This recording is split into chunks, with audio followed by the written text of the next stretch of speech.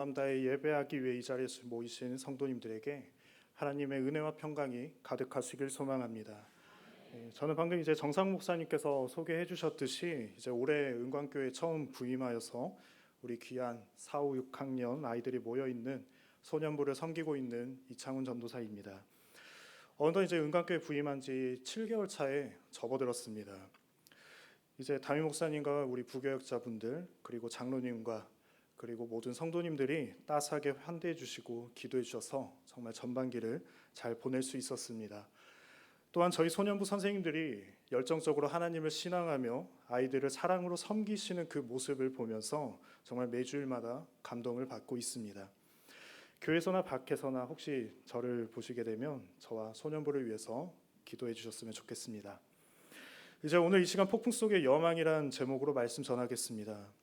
우리는 이 세상에서 인생의 여정을 항해하고 있습니다. 좋은 날씨 속에서 하나님께서 창조하신 아름다운 경치를 보고 사랑하는 사람들과 함께하면서 아름다운 추억을 쌓아가고 만들어갑니다.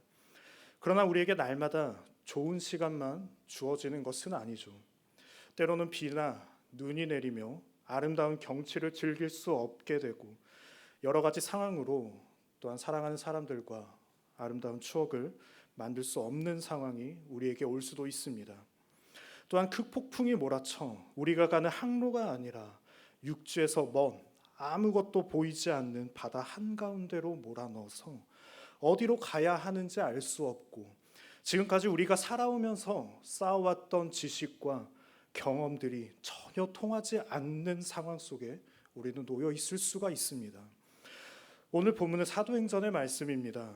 이 사도행전은 주로 예수 그리스도를 통한 구원이라는 그 하나님의 선물과 그것에 대한 선포, 성령의 능력으로 새롭게 된 하나님의 백성이 된 자들의 모습을 계시하여서 우리에게 말씀하고 있습니다.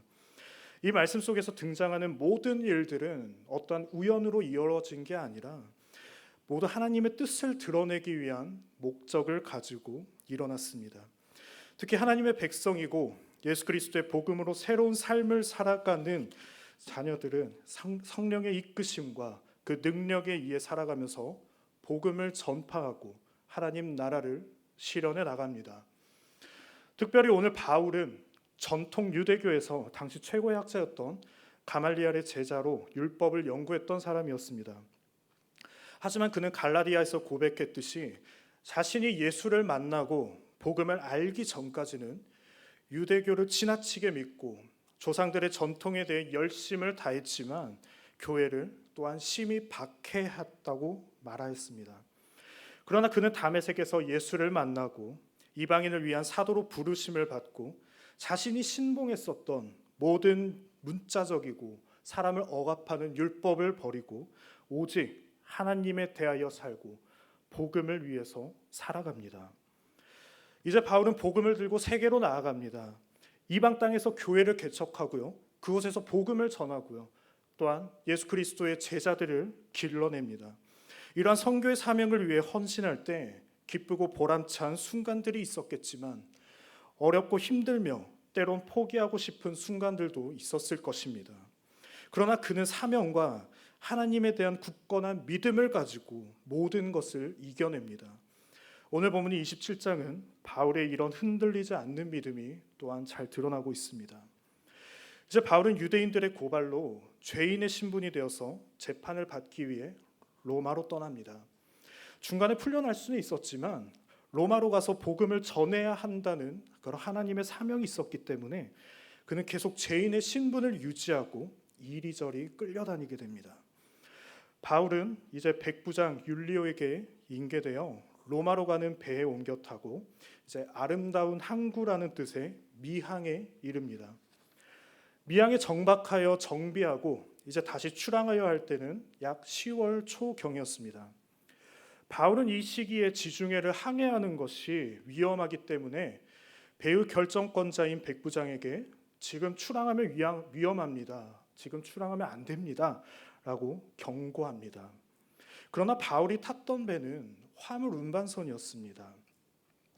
당시 또한 선장과 선주는 그 당시 이런 위험한 항해 시기에 로마에게 물자와 곡식을 공급해주면 더욱더 많은 운송료를 받을 수 있었던 것을 착안해서 백부장에게 아닙니다, 괜찮습니다, 지금 우린 출항해도 괜찮습니다 라고 말합니다. 이제 백부장은 선택의 기로에 놓여 있습니다. 그렇지만 이 백부장 또한 미양의 경치만 아름답지 겨울을 지내기에 좋지 않아서 바울의 경고를 그냥 무시하고 묵살하면서 선장과 선주의 의견을 따르게 됩니다. 그들은 이제 항해를 시작합니다. 시작은 매우 순탄했습니다. 배에 탄 사람들은 우리가 출항하기 잘했다라고 하면서 기쁜 마음으로 항해했습니다. 그런데 얼마 되지 않아 북동쪽에서 유라굴로라는 큰 폭풍이 그들에게 몰아쳤습니다. 폭풍이 얼마나 강했는지 선장이나 다른 베테랑 선원들도 배를 통제할 수 없이 그저 바람이 미른 대로 둘 수밖에 없는 상황이었습니다. 그런데 배는 육지 쪽으로 밀려가는 것이 아니라 아무것도 없는, 아무것도 보이지 않는 망망대해로 밀려가고 있었습니다. 배에 탔던 사람들은 폭풍에서 벗어나기 위해 모든 자신들의 수단과 방법을 가리지 않았지만 그들은 배를 통제할 수 없었죠. 결국 이튿날에는 배 안에 있던 짐들을 모두 바다로 내던집니다. 사흘이 돼도 폭풍은 멈추지 않았고요. 모든 짐과 심지어 배를 움직일 기구들까지도 바다로 다 내어 던져 버리면서 자신들의 생명만이라도 건지기 위해 갖가진 노력을 다합니다. 그러나 여러 날 동안 해도 보이지 않고 별도 보이지 않는 정도로 폭풍은 계속 불어왔습니다. 배에 탄 사람들은 20절에 기록된 것처럼 구원의 여망이 없어지며 아무런 희망도 찾지 못하고 절망에 빠져 죽음만을 기다렸습니다. 그러나 이 바울은 배에 탄 사람들 중에 구원의 여망이 없어지지 않고 절망에 빠지지 않았습니다. 그는 오랫동안 먹지도 못하고 폭풍 속에서 살아남기 위해 온 힘을 다 쓴 사람들을 보며 내 말을 듣고 출항하지 않았으면 이런 일이 없지 않았겠는가라고 말합니다. 하지만 이 바울은 그들을 탓하고 그들에게 불평하면서 모든 책임을 묻기 위해 이런 말을 한 것이 아니었습니다. 오히려 바울은 절망에 빠져 있고 아무런 구원의 여망마저 바라보지 못하고 있는 그들에게 위로의 말을 전합니다. 내가 너희를 권하노니 이제 안심하라. 너희 중에 아무도 생명을 잃지 않을 것이고 오직 손상을 입는 것은 이 배뿐이다 라고 담대하게 말합니다. 죄인의 신분으로 배를 탔고 출항 전의 위험을 경고했지만 묵살당했고 그 배 안에서는 전혀 아무런 주도권도 잡을 수 없었던 바울이었습니다. 그러나 그 위기의 순간에서 바울은 그 배 안에서 주도권을 잡고 배 안의 사람들을 오히려 권면하고 있습니다. 바울은 어떻게 이런 폭풍에 몰아치는 상황 속에서 희망을 잃지 않고 담대히 주도권을 잡고 사람들에게 권면할 수 있었을까요? 그는 죄수의 신분이지만 로마로 가고 있는 근본적인 원인이 그곳에서 복음을 전파하기 위함이었습니다.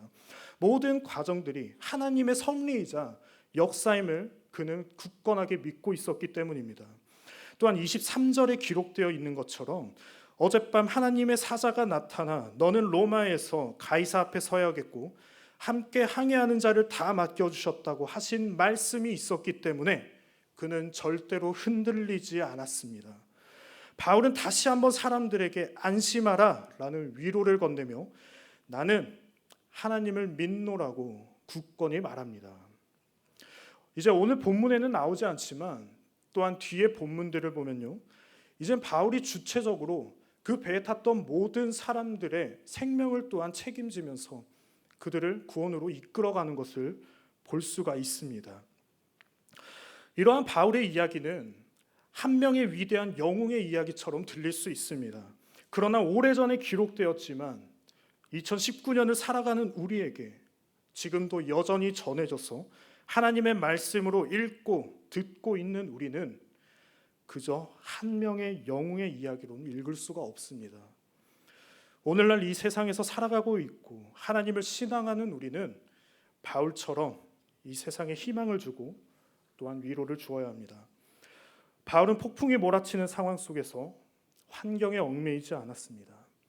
자신이 선교를 위해 다니면서 얻은 경험과 지식에 의해 위험을 경고했지만 모두 무시되고 큰 폭풍을 만나 어딘지 알 수 없는 바다 한가운데로 밀려났었습니다. 그러나 그는 환경에 얽매이지 않고 그러한 고통과 좌절 속에 흔들리지 않으면서 오히려 담담하게 하나님께서 주신 사명만을 생각했습니다. 사실 지금 우리가 살아가고 있는 이 세상은 그렇게 좋게 보여지지 못하고 있는 현실입니다. 언론에서는 낙관적인 희망보단 비관적인 소식과 전망들을 보도하고 있습니다. 사회적으로는 자기와 생각이 맞지 않으면 상대를 혐오하는 사회이고요. 자신들의 집단이나 조직의 이익을 위해 서스럼 없이 공격을 가하고 있는 세상입니다. 때로 어떤 이념이나 사상에 위배되는 행동이나 또한 글들이 올라오게 되면요, 상대를 배척하며 오히려 상대를 또한 죽이려듯이 달려듭니다. 정치적으로는 국민들을 위한 정치보다는 각 당들의 조직적 이익을 위해 화합되지 못하는 모습들을 보여줍니다.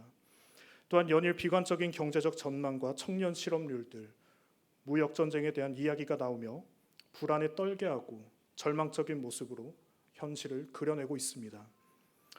오히려 이러한 폭풍 같은 세상 속에서 구원의 여망이 되어야 할 기독교는 또한 희망은커녕 오히려 희망의 불씨를 꺼뜨리는 모습들이 연이어 나타납니다. 그 영향으로 선교는 참 힘들어지고 전도는 더욱더 힘들어지고 있는 상황입니다. 그러나 이러한 세상의 환경 속에서 오늘도 우리는 살아가고 있습니다. 이런 부정적인 소식들을 접하게 되면 아무리 하나님을 신앙하는 사람이라도 부정적인 감정에 휩쓸려서 그러면 그렇지 뭐 어떻게 하겠냐며 똑같이 비관적으로 바라볼 수 있습니다. 그러나 이 세상에서 하나님을 신앙한다는 것이 과연 무엇이겠습니까? 내가 살고 있는 이 세상과 폭풍 같은 환경 속에 있다 할지라도 그 신실하신 하나님을 굳건히 믿고 신뢰함으로써 나의 구원자이신 그 주님의 뜻을 따라 살아가는 것이 아니겠습니까? 우리는 하나님을 신앙하는 성도입니다. 그러나 우리가 세상의 부정적인 모습과 환경에 의해 똑같이 휩쓸려 버리게 된다면 우리는 성도라는 정체성을 잃어버리게 되고 말 것입니다. 오늘 말씀에서 바울도 만약 폭풍 속에서 모든 구원의 여망마저 다 잃어버린 채 휩쓸려 버렸다면 어떻게 되었을까요? 바울 또한 그저 멍하니 죽기만을 바라고 있었을 것입니다. 우리를 둘러싸고 있는 세상과 그 환경이 어떻든지 그것에 휩쓸리지 않고 굳건히 하나님을 신앙하며 나아가야 할 줄로 믿습니다. 또한 우리는 이러한 폭풍 속에서 바울처럼 희망이 되어줘야 합니다. 구원의 여망마저 모두 잃어버린 그 배 안에서 사람들에게 바울은 위로의 말을 전합니다. 위로의 말이 시작되는 22절에 바울은 이제 안심하라 라고 말하며 또한 말을 마치는 25절에도 안심하라 라고 합니다. 그런데 바울의 이 안심하라 라는 위로의 말은요, 그가 용감하고 담대한 모습을 가져서 이런 말을 했다기보다 하나님께서 주신 그 말씀과 그 예수 그리스도의 그 복음 그리고 성령의 능력을 통해 위로의 말을 전하며 그들의 생명을 이끌어 주었던 것이었습니다. 사람들은 모두 구원을 바라고 있습니다. 하나님을 찾을 수밖에 없는 존재들입니다. 그러나 하나님을 정확히 제대로 알지 못하는 자들이 많습니다.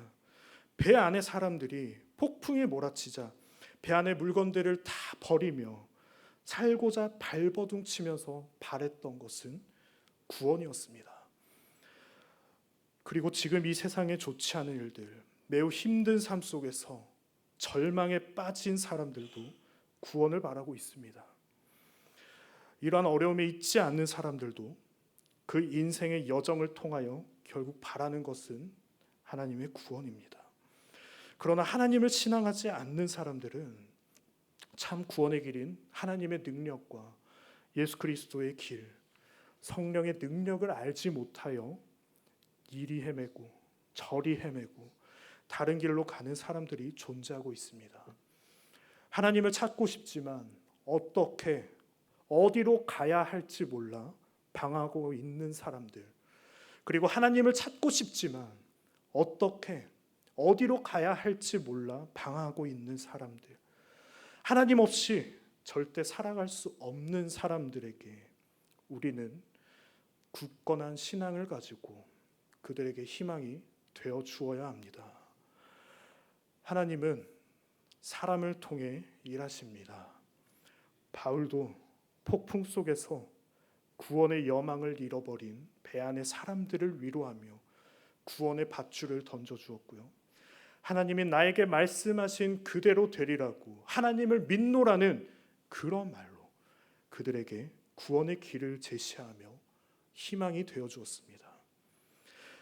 하나님을 신앙하는 여러분은 이 세상의 희망입니다.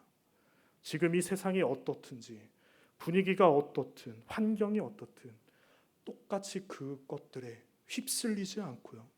오히려 이럴 때일수록 세상을 탓하는 것이 아니라, 비판하는 것이 아니라 하나님을 신앙하는 성도로서 이 세상에 희망이 되고 위로를 주며 하나님에게로 가는 길을 알려주는 귀한 하나님의 신앙인이 되시길 간절히 바랍니다. 하나님을 진정으로 신앙하는 우리와 우리 공동체가 이 땅의 유일한 희망이요, 또한 우리를 통해 드러나는 그 하나님이 이 세상의 유일한 희망이실 줄을 믿습니다. 기도하겠습니다. 참 좋으신 아버지 하나님, 감사합니다. 오늘도 이 말씀을 저희에게 주심에 감사합니다. 하나님, 저희도 바울처럼 이 세상이 어떠하든지, 어떤 폭풍에 몰아치든지 그 상황이나 그 폭풍 속에 휘둘리지 않고 그 안에서 굳건히 하나님을 신앙하면서 이 세상에 희망이 될 수 있는 그러한 신앙인이 될 수 있도록 아버지 인도하여 주시옵소서. 이 모든 말씀 우리 주 예수 그리스도의 이름으로 기도합니다.